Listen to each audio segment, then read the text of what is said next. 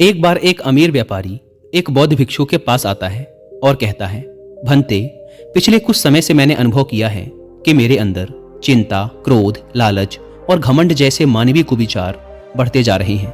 इस चिंता, क्रोध, लालच और घमंड की वजह से मैं अपने व्यापार में भी लगातार असफल होता जा रहा हूँ और मेरे प्रतिद्वंदी लगातार मेरे से आगे निकल रहे हैं और ये बात मुझे और भी गहरी चिंता की ओर घसीटे जा रही है। मैंने बहुत प्रयास किया, लेकिन मैं चिंता, क्रोध, घमंड और लालच करने की अपनी आदतों को छोड़ नहीं पा रहा हूँ। कृपया मुझे कोई ऐसा समाधान बताएं जिससे मैं अपनी इन बुरी आदतों से हमेशा के लिए छुटकारा पा सकूं। बौद्ध भिक्षु ने उस अमीर व्यापारी की बात पूरे ध्यान से सुनी और फिर कहा, उससे पहले कि मैं तुम्हें तुम्हारी समस्या का समाधान बताऊं, मैं तुम्हें एक कहानी सुनाना चाहता हूं। ध्यान से सुनना। एक सम्राट के पास 4 घोड़े थे। वो चारों घोड़े कद काठी से बहुत ही मजबूत और देखने में बहुत ही सुंदर थे। इसीलिए सम्राट उन चारों घोड़ों से बहुत ही प्रेम करता था। लेकिन सम्राट की समस्या ये थी कि वो चारों ही घोड़े बहुत ही उद्दंड थे। वो किसी भी प्रकार से घुड़सवारी के लिए प्रशिक्षित नहीं थे। सम्राट उन घोड़ों को प्रशिक्षित करवाना चाहता था ताकि उनकी सुंदरता में 4 चांद लग जाएं। लेकिन सम्राट अब तक असफल रहा था, क्योंकि जो भी प्रशिक्षक उनकी पीठ पर बैठता वो उसे पीठ से गिराकर अपने पैरों से बुरी तरह घायल कर देते। और क्योंकि वो सम्राट के प्रिय घोड़े थे, इसलिए सम्राट का सख्त आदेश था कि कोई भी प्रशिक्षक उन घोड़ों को मार पीट कर प्रशिक्षित नहीं करेगा। इसीलिए अब तक सभी प्रशिक्षक असफल रहे थे। अब सम्राट ने अपने पूरे राज्य में यह घोषणा करवा दी कि जो भी व्यक्ति इन घोड़ों को बिना मारे पीटे इन्हें पूरी तरह से घुड़सवारी के लिए प्रशिक्षित कर देगा, उसे 10 लाख सोने के सिक्के दिए जाएंगे। घोषणा के कुछ ही दिनों बाद सम्राट के दरबार में एक युवा किसान आता है और सम्राट से कहता है, मैं आपके इन चारों घोड़ों को बिना कोई शारीरिक नुकसान पहुंचाए पूरी तरह से प्रशिक्षित कर सकता हूं, लेकिन इसके लिए मेरी कुछ शर्तें हैं। सम्राट ने कहा, क्या शर्तें हैं तुम्हारी? किसान ने कहा, मुझे इन घोड़ों को प्रशिक्षित करने के लिए 1 वर्ष का समय चाहिए और साथ ही इन घोड़ों की देखरेख व खिलाने पिलाने की सारी जिम्मेदारी मुझे दे दी जाए और मेरे रहने की व्यवस्था भी इन घोड़ों के साथ ही कर दी जाए। सम्राट ने कहा, ठीक है, तुम्हारी सारी शर्तें मान्य होंगी। तुम कल से इन घोड़ों को प्रशिक्षित कर सकते हो। अगले दिन सुबह होते ही वह किसान उन चारों घोड़ों को एक बड़े से बाड़े में ले जाकर खुला छोड़ देता है और खुद बाड़े के चारों तरफ दौड़ना शुरू कर देता है। थोड़ी देर तक दौड़ भाग करने के बाद वह उन घोड़ों को अपने हाथों से चारा खिलाता है, पानी पिलाता है और खुद भी भोजन करके उसी बाड़े में लेट जाता है। घोड़े अब भी उसी बाड़े के अंदर स्वतंत्र घूम रहे थे। कोई भी घोड़ा रस्सी से बंधा हुआ नहीं था।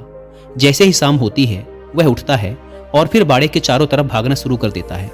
वह जब दौड़ता था तो घोड़े भी उससे डर कर इधर उधर भागते थे।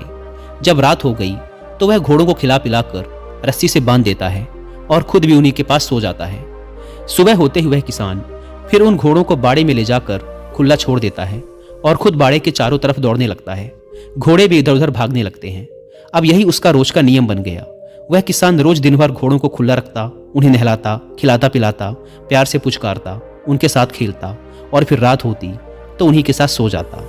धीरे धीरे घोड़े भी उस किसान के साथ घुलने मिलने लगे। उन्हें लगा कि यह किसान उनका मित्र है, क्योंकि जब से यह किसान आया था घोड़े खुद को आजाद महसूस करने लगे थे। अब वे चारों ही घोड़े किसान को पसंद भी करने लगे थे। ऐसे ही करते करते लगभग 6 महीने का समय बीत गया। एक दिन सम्राट घोड़ों का प्रशिक्षण देखने आए। उन्होंने देखा कि किसान बाड़े में आगे आगे दौड़ रहा है और वो चारों घोड़े उसके पीछे पीछे दौड़ रहे हैं। सम्राट को उस किसान का प्रशिक्षण पसंद आया और वो वहां से चले गए।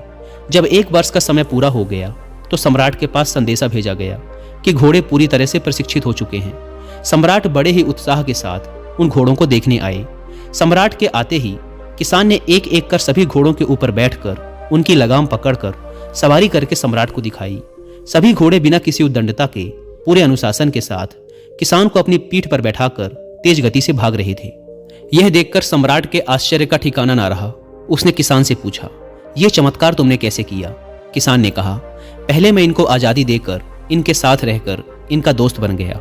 मैं हर रोज बाड़े के चारों तरफ अकेला दौड़ता था। मुझे दौड़ता देखकर ये भी मेरे पीछे पीछे दौड़ने लगे। फिर मैं इनकी पीठ पर काठी रखने लगा। शुरू में तो ये काठी को गिरा देते थे, लेकिन धीरे धीरे ये काठी को पीठ पर रखकर दौड़ने लगे। फिर मैंने इनकी पीठ पर बैठना शुरू कर दिया। जब ये खड़े रहते थे सिर्फ कुछ देर के लिए बैठता था और फिर उतर जाता था। जब ये घोड़े मुझे अपनी पीठ पर बैठाने के आदी हो गए तो मैंने इनकी पीठ पर बैठकर इन्हें दौड़ाना शुरू कर दिया और धीरे धीरे ये इनकी आदत बन गई और अब नतीजा आपके सामने है। यह सब सुनकर सम्राट बहुत प्रसन्न हुआ। उसने उस किसान को 10 लाख सोने के सिक्के तो दिए ही, लेकिन साथ ही उन घोड़ों की देखभाल के लिए उसे अपने यहाँ नौकरी पर भी रख लिया। कहानी खत्म करने के बाद बौद्ध भिक्षु ने उस अमीर व्यापारी से कहा, इंसान के अंदर भी ये 4 प्रकार के उद्दंड घोड़े पाए जाते हैं, जिनका नाम है चिंता, क्रोध, घमंड और लालच। और इस कहानी में जो प्रशिक्षक है वो है हमारी बुद्धि, यानी हम खुद। तुम्हें अपनी बुद्धि के प्रयोग से अपने मन के इन चारों उद्दंड घोड़ों को लगातार प्रशिक्षित करते रहना चाहिए, ताकि ये तुम्हारे काबू में रह सके। लेकिन इसके लिए तुम्हें पहले इनसे दोस्ती करनी पड़ेगी, यानी कि इन चारों की कार्य प्रणाली को समझकर इन पर लगाम लगाना होगा। और यह धीरे धीरे ही संभव होगा। तुम अचानक से इन्हें अपने बस में नहीं कर सकते। जैसे कि पहला उद्दंड घोड़ा चिंता। चिंता करने से समस्या और उलझती है, जबकि चिंतन करने से उसका समाधान निकलता है।